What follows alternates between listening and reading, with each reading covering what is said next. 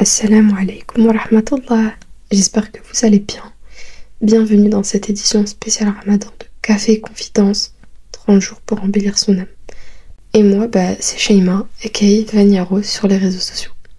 Bon, je vous mens pas, dans cet épisode, je vais parler doucement, parce qu'il est très tard. Encore une fois, j'espère que ça vous dérange pas. Bref, aujourd'hui, on va parler d'un modèle ultime, un exemple d'excellence en comportement et en caractère, notre bien-aimé prophète Mohammed, alayhi salatu wassalam. Selon Jabir, qu'Allah l'agrée, le messager d'Allah, alayhi salatu wassalam, a dit: ceux d'entre vous que j'aime le plus et qui seront assis le plus près de moi le jour de la résurrection sont ceux d'entre vous qui jouissent de la meilleure moralité et qui sont les plus affables. Ceux d'entre vous que je déteste le plus et qui seront assis le plus loin de moi le jour de la résurrection sont les bavards, les hableurs et les grandiloquents. Les compagnons dirent: nous savons qui sont les bavards et les hableurs, mais que veut dire grandiloquent? Il dit: les orgueilleux et les fanfarons. Rapporté par At-Tirmidhi. Pour cet épisode, je vais utiliser deux livres, le livre du comportement de Ibn Qudama et le livre Comportement et traits de caractère du prophète de Abu Hamid al-Ghazali. Pour commencer, il est important de prendre conscience que notre comportement extérieur reflète ce qu'on porte en nous. C'est-à-dire que nos actions sont le fruit de nos pensées. Nos intentions façonnent nos comportements. Et si nos cœurs sont illuminés par la lumière de la foi, alors nos gestes, nos paroles et notre manière d'être en seront imprégnés. Et qui de mieux que le prophète alayhi salatu wassalam pour nous montrer cette lumière? Comme le disait si bien Aïcha radhiyallahu anha, son caractère était une incarnation vivante du Coran. Son comportement était le Coran. Allah lui-même a fait son éloge en disant dans Surat al-Qalam, verset 4, Bismillahirrahmanirrahim, et certes, tu es d'un comportement éminent. Alors aujourd'hui, on va explorer ensemble comment son comportement était un modèle parfait. Dans son humilité, sa générosité, sa patience, sa douceur et son amour pour les autres. Et franchement, je vous invite à vous renseigner de vous-même car c'est très touchant. J'ai pas pu tout mettre dans l'épisode, il y a énormément d'informations. Et voilà, vous savez que je dois faire des épisodes plutôt courts pour pouvoir tenir sur le long terme. Franchement, je vous invite à vous renseigner même sur sa biographie entière. Mais je vous invite à vous renseigner sur le comportement du prophète alayhi salatu wassalam, car il est très inspirant. Premièrement, le prophète alayhi salatu wassalam était un modèle d'humilité et de simplicité. Le prophète alayhi salatu wassalam était l'homme le plus noble et le plus puissant de son époque, mais son humilité était sans égale. Il réparait lui-même ses vêtements et ses sandales, il aidait sa famille dans les tâches ménagères, il mangeait ce qu'il trouvait sans jamais critiquer un plat, il s'asseyait là où il trouvait une place sans chercher de distinction. Aïcha radhiyallahu anha a dit: il était au service de sa famille et quand venait l'heure de la prière, il partait prier. Rapporté par Al-Bukhari. Le prophète alayhi salatu wassalam avait également une générosité sans limite. Il donnait sans jamais rien garder pour lui. On a un hadith qui nous dit: le prophète alayhi salatu wassalam était plus généreux que le vent envoyé qui disperse la pluie. Rapporté par Al-Bukhari et Muslim. Il ne conservait jamais d'argent pour lui-même. Si on lui demandait quelque chose, il donnait sans hésiter. Parfois, il préférait partager ses propres provisions, même s'il avait besoin de manger. Et il ne refusait jamais une demande. Un jour, un homme est venu lui demander un vêtement, et le prophète alayhi salatu wassalam est rentré chez lui et lui a donné ce qu'il portait, même si c'était la seule chose qu'il avait. Il avait également une douceur et une patience infinie. Le prophète alayhi salatu wassalam n'a jamais répondu au mal par le mal. Il ne se mettait en colère que pour défendre la vérité. Il ne rendait jamais le mal par le mal. Il pardonnait toujours, même à ceux qui lui avaient fait du tort.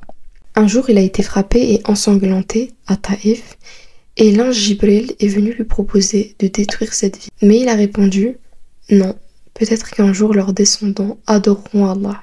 Subhanallah. Ensuite, on va parler de son comportement avec ses proches. Il plaisantait avec ses épouses et ses compagnons, mais ne mentait jamais dans ses plaisanteries. Il faisait la course avec Aïcha, radhiyallahu anha, et il lui disait: cette fois je t'ai battu, mais la prochaine fois tu me battras. Il ne critiquait jamais ses serviteurs, même s'ils faisaient une erreur. Anas, qu'Allah l'agrée, a dit: je n'ai jamais touché de brocart ni de soie plus doux au toucher que la paume du prophète alayhi salatu wassalam. Je n'ai senti d'odeur plus suave que celle du prophète alayhi salatu wassalam. Pendant les 10 années durant lesquelles je l'ai servi, jamais il ne m'a réprimandé pour telle chose que j'avais faite en me disant « Pourquoi as-tu fait cela ?» ou bien blâmé pour telle autre chose que je n'avais pas faite en disant « Pourquoi n'as-tu pas fait cela ?» Rapporté par Al-Bukhari et Muslim, et également dans Riyad as-Salihin. Il était également courageux et doté d'une énorme force intérieure. Il était le plus courageux des hommes, toujours en première ligne dans les batailles. Il ne fuyait jamais une situation difficile et il était d'un équilibre parfait entre force et douceur. Anas ibn Malik, Allah l'agrée, a dit « Le prophète alayhi salatu wassalam était le meilleur des hommes et le plus courageux. Une nuit, les gens de Médine entendirent un bruit qui les effraya. Ils sortirent donc pour voir d'où ça venait, et le prophète alayhi salatu wassalam les rencontra en route. Il montait un cheval appartenant à Abu Talha et portait un sabre suspendu à son cou. Il leur dit « N'ayez pas peur, n'ayez pas peur. » Puis il dit « Certes, ce cheval est très rapide. » Rapporté par Al-Bukhari.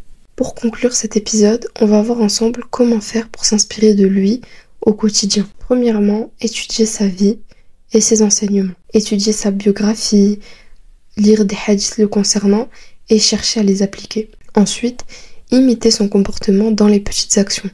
Sourire aux autres, être patient, parler avec bienveillance. Ensuite, essayer d'adopter son état d'esprit face aux épreuves.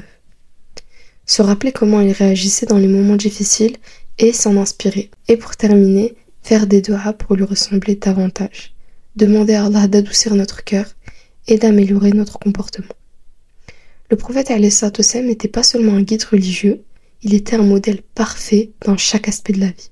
Et on a dans Surat Al-Ahzab, verset 21, Bismillah ar-Rahman ar-Rahim. En effet, vous avez dans le messager d'Allah un excellent modèle à suivre pour quiconque espère en Allah et au jour dernier et invoque Allah de façon abondante. Pour terminer, on va faire des petites invocations. Ô Allah, guide-nous sur le chemin du prophète alayhi salatu wassalam.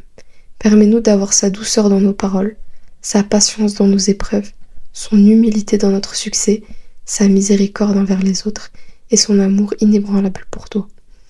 Ya Allah, rends-nous sincères dans notre amour pour lui. Fais de nous des ambassadeurs de son message et accorde-nous la foi de ceux qui marchent sur ses traces. Ô Allah, envoie tes bénédictions infinies sur lui, sur sa famille pure, sur ses compagnons fidèles et sur tous ceux qui l'aiment et le suivent jusqu'au jour de la résurrection. Et surtout, n'oublions pas de multiplier cette parole. Allahumma salli ala Muhammad wa ala ali Muhammad, kama sallaita ala Ibrahim wa ala ali Ibrahim, innaka hamidun majid. Allahumma barik ala Muhammad wa ala ali Muhammad, kama barakta ala Ibrahim wa ala ali Ibrahim, innaka hamidun majid. D'après Abu Huraira, qu'Allah l'agrée, le prophète alayhi salatu wassalam a dit « Quiconque prie sur moi une fois, Allah prie sur lui 10 fois. » Rapporté par Muslim et Ahmed. Bon, comme je vous ai dit au départ, cet épisode était très court. Mais si j'avais tout mis, ça aurait duré des heures et des heures et des heures. Donc vraiment, je vous invite à aller vous renseigner de vous-même. Là, c'est vraiment un tout petit aperçu. Et justement, le défi du jour, donc le défi numéro 4, c'est écoute une histoire sur le prophète alayhi salatu wassalam et applique une de ses sunnas.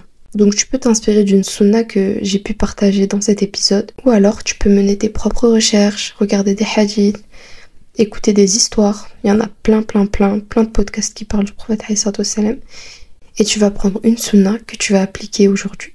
Maintenant qu'on a pu s'inspirer du meilleur des hommes, alayhi salatu wassalam, dans l'épisode de demain, on va pas parler d'un bon comportement à direct mettre en place, mais d'un état d'esprit qui peut ramener un bon comportement. Et cet état d'esprit, c'est un état d'esprit dont je parle tout le temps sur le podcast, c'est le tawakkul ala Allah. Avoir un bon comportement, ce n'est pas seulement être gentil et poli, c'est un état d'esprit, c'est quelque chose qui commence d'abord par l'intérieur, qui nous permet d'avoir des bonnes réactions face aux autres et face aux épreuves. Et cette force, elle naît du tawakkul, cette confiance absolue en Allah, c'est ce dont nous allons parler demain, Inch'Allah, sur le podcast. En tout cas, j'espère que cet épisode vous a plu. Prenez soin de vous, profitez, ça passe très vite, on est déjà le 4e jour. Franchement, on va cligner des yeux, on va arriver au 10 dernier jour, vous allez voir. En tout cas, ça haftourkoum. Et à demain, 8h pour un nouvel épisode. Salam alaikum.